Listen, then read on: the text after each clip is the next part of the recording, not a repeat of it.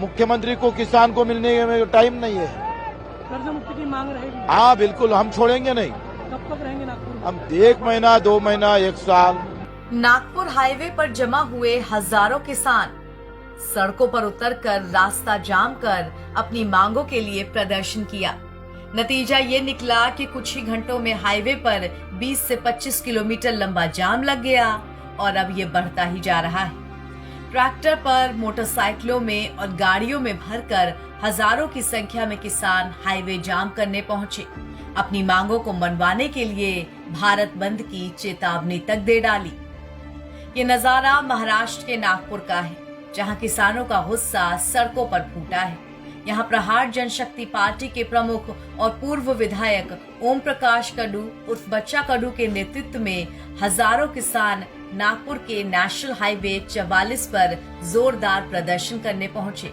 ये किसान कर्ज माफी को लेकर अपना प्रदर्शन कर रहे हैं।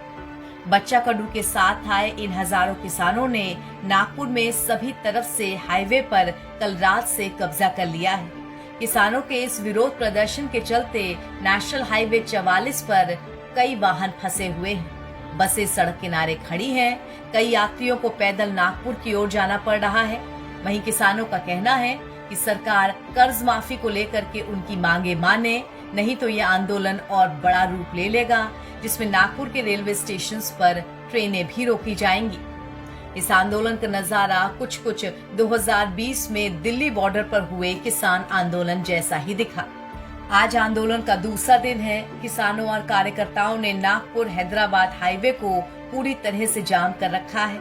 इससे लगभग 25 किलोमीटर तक ट्रैफिक की स्थिति जस की तस बनी हुई है। ट्रक, कार, दोपहिया वाहन, इनकी लंबी कतारें दिख रही हैं। इसके अलावा कार्यकर्ता साइड की छोटी सड़कों को भी जाम कर रहे हैं। सरकार को अल्टीमेटम दिया गया है और बताया गया है कि यदि उनकी मांगे नहीं मानी गईं, तो ये बंद और बड़े स्तर पर किया जाएगा।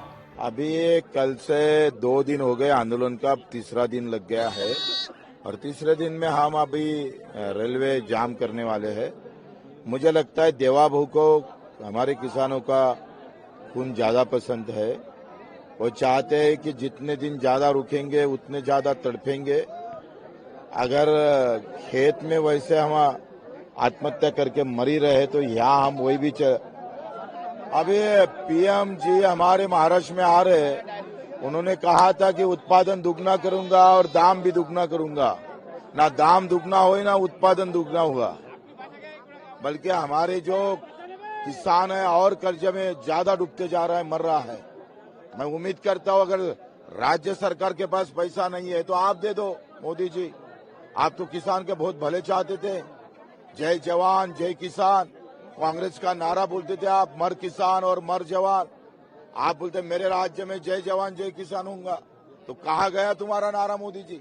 जो आंदोलन है उसकी प्रमुख मांगनी है शेतकरी किसानों का 7/12 कोरा करना है और दूसरी मांग है कि किसानों को हमी भाव मिलना चाहिए।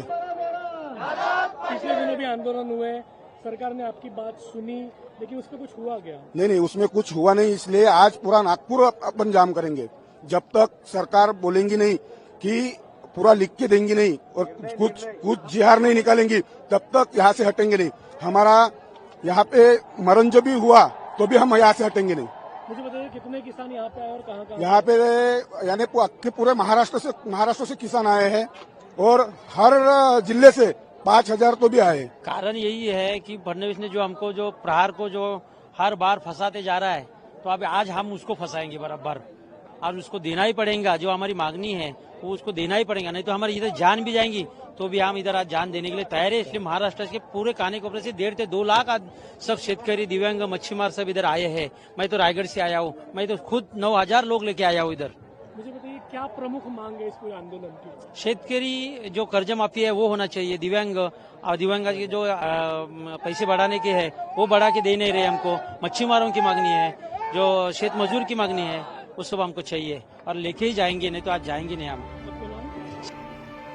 बच्चा कडू की प्रमुख मांगों में महाराष्ट्र के किसानों की संपूर्ण कर्ज माफी, भारी बारिश से फसल को हुए नुकसान का मुआवजा, राज्य के दिव्यांग नागरिकों को 6,000 रुपए प्रति माह और किसानों की फसल को हमी भाव यानी MSP दिए जाने की मांग शामिल है।